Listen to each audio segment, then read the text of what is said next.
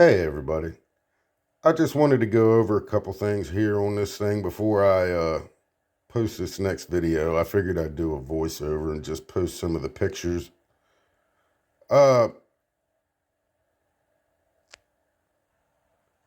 Yesterday I went through and started tracing out the diagram. I figured that was the easiest way to try to make sense of it, man, because it's pretty complicated.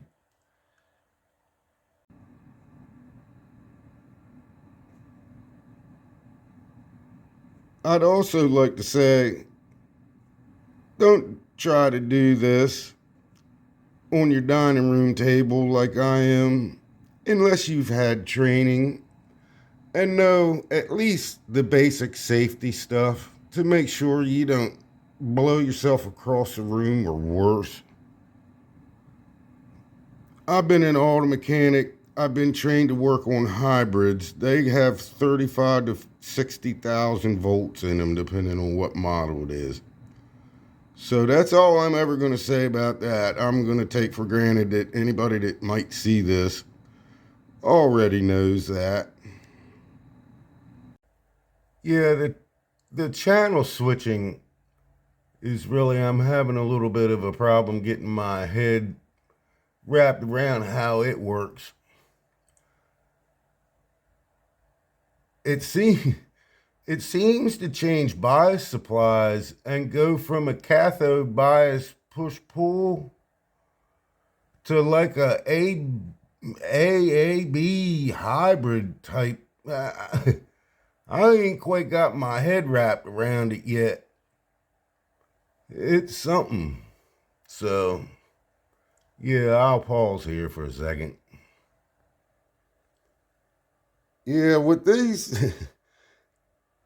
this capacitor thing's really got me kind of befuddled. When you see something that's been that way for that long, it really makes you a little leery to switch it around. But, wait a minute. Yeah, man, see, I need a hand. I'm gonna show you that it is wrong. The ground is definitely the big lead that's in the back, which it's all hooked up to. You can see there. So hold on a minute. I'll hook up my voltmeter. So here I'm going to check this cap here. The straight end of it is negative. As you can see, the positive is at the end of my positive probe tip here. I've got my meter is on mega ohm, I'm glad I showed you that and saw that. That would have been embarrassing. See, it's capacitance. It's in nanofarads. So we'll hold that there. It's going. It's thinking. It always reads. It's open loop. See, I'm still holding it on there.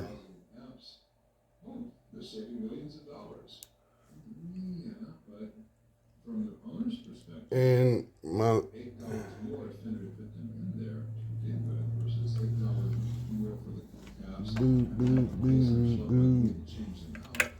so here we'll change it around just to see. Maybe it was marked wrong. I don't know.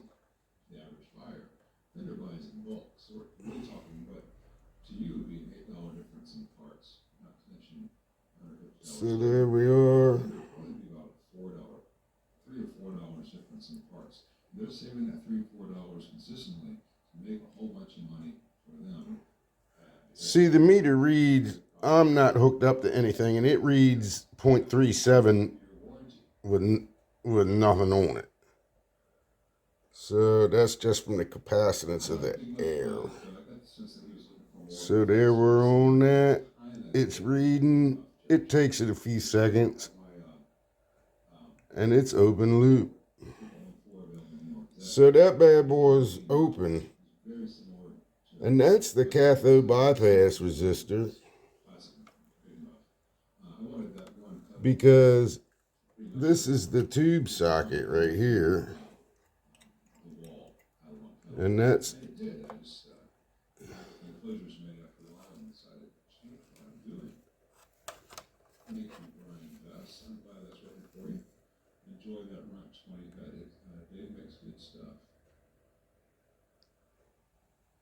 Senior, thank you so much. So I'll take that first 7-minute break. so here's the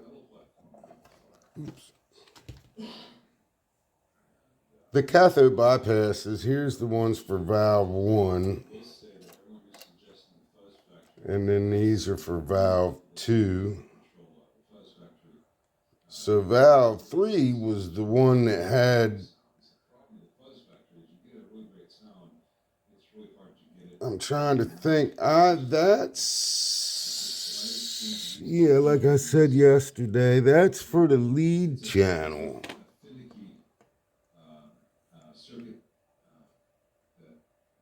And it seemed to me that it switched, it would go from clean to like zoom. There was like no in between. It's supposed to have 4 different channels that you can. Clean is no lights, then you got a green light, and then you got a red light, and then you can have the green and the red light on. But you can only get that channel through the foot switch. And then this is the tone stack.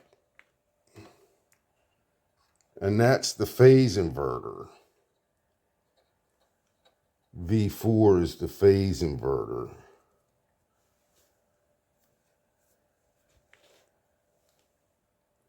So it looks pretty well laid out. It's pretty logical when you go to look at it. Not like a Mesa Boogie or something like that, where it's like, what were they thinking, you know?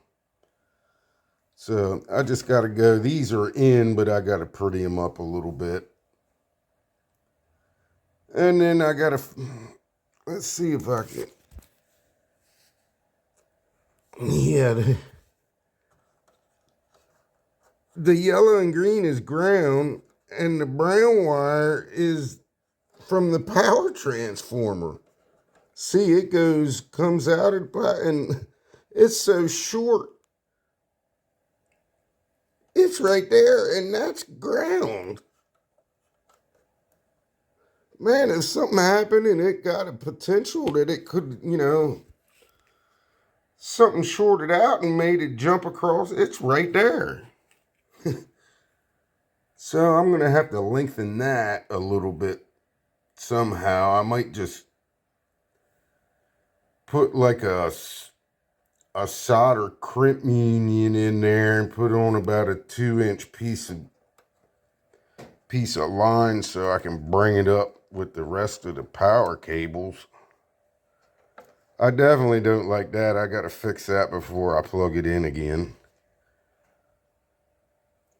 Other than that, we're getting there. I ran out of 0.1 cap, so I just have this one here just temped in for. But I'm getting close to at least being able to try it. It's like I said, I got to change these pots.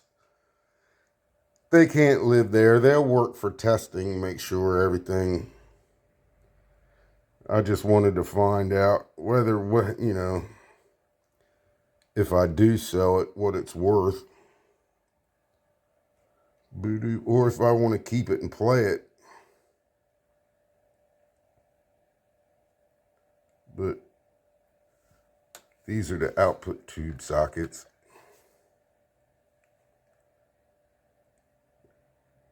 And I was looking at the schematic. I think these are balance pots. One for each side. And then I believe you would set on the schematic. I got to think about that one and do some research to see how to bias it. Checking it's no problem. I I did that when I had it plugged in before I took it out. I can't remember exactly what it was. I've got it wrote down. It was in the ballpark. So, onwards and upwards. We'll see if we can get her going again. But she's one sick kitty. All right, I'll talk to you later. Bye. All right, here I got my voltmeter here and it hooked up to ground. As you can see, it reads, and my lead resistance is good. It's about 2 or 3 tenths. But if you go to this side of it,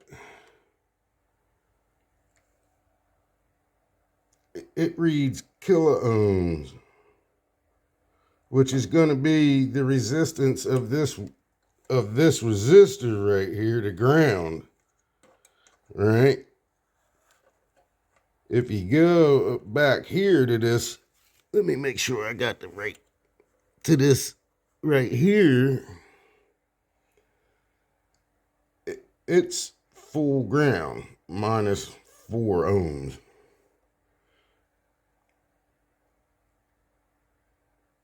So that's ground.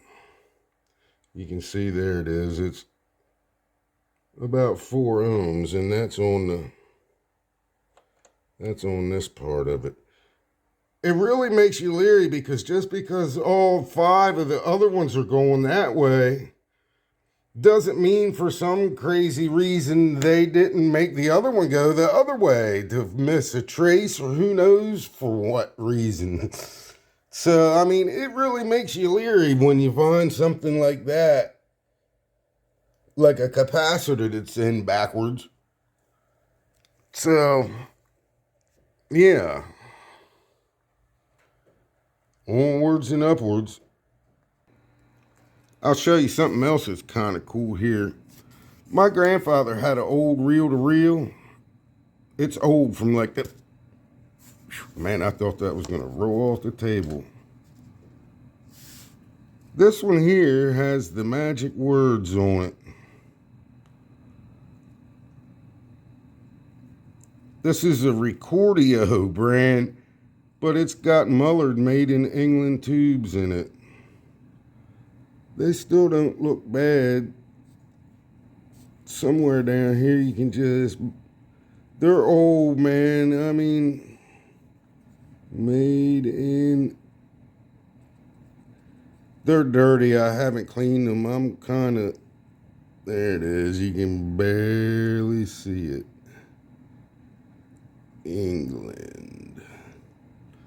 That was a pleasant little surprise. I think I may make a video... I never intended to really start making videos. I just recorded all this just so I would have a reference of everything when I went to go put this thing back together. But a friend of mine told me I ought to do it, so I did it.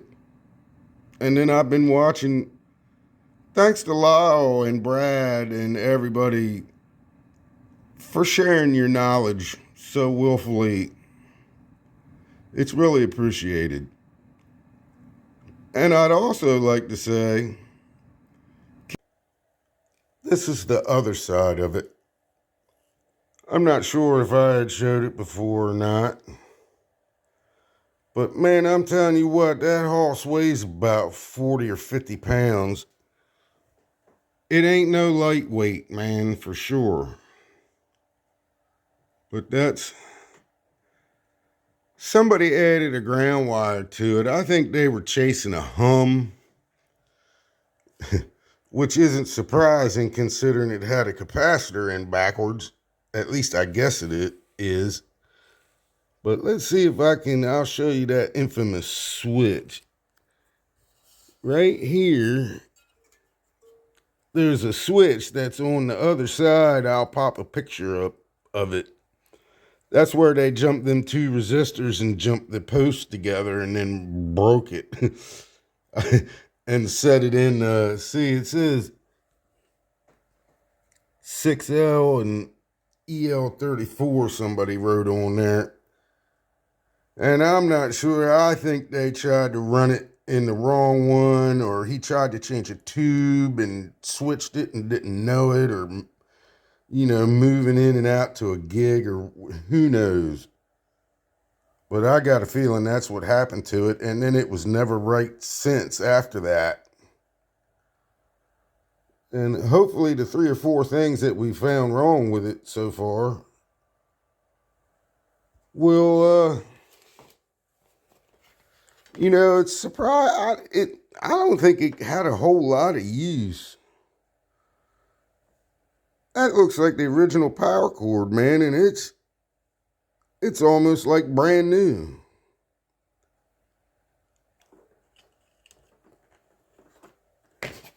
I still haven't decided whether or not I want to get rid of that the depth cap and the ground switch. It's got a ground switch, and I don't like that. So, all right, we'll start the video now.